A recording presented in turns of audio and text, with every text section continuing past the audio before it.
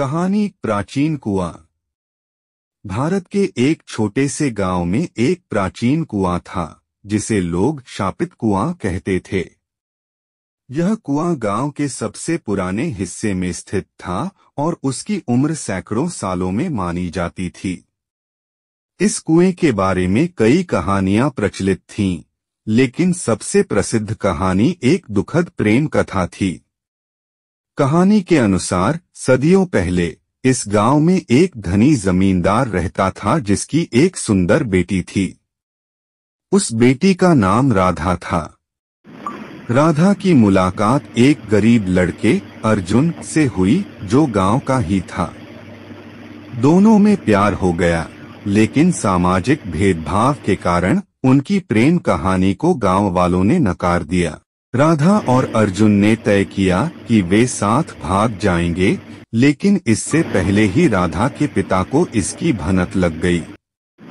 उन्होंने अर्जुन को पकड़वा लिया और उसे गांव के मुख्य चौराहे पर सार्वजनिक रूप से सजा दी। इसके बाद अर्जुन को उस प्राचीन कुएं में फेंक दिया गया, जहां वह डूब गया।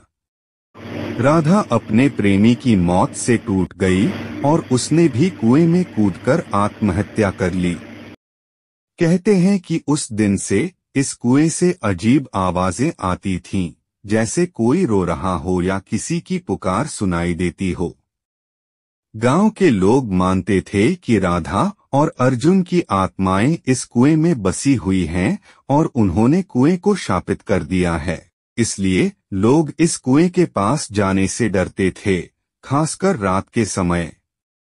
एक बार गांव में एक नए पुजारी आए जिन्होंने इन कहानियों को सुनकर कुएं के पास पूजा और हवन किया।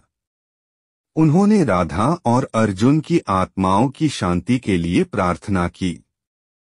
इसके बाद वह कुआं शांत हो गया और लोगों ने उसे फिर से पानी के लिए उपयोग करना शुरू कर दिया। आज भी उस कुएं को लोग सम्मान से देखते हैं और उसके पास कोई अनुचित व्यवहार नहीं करते।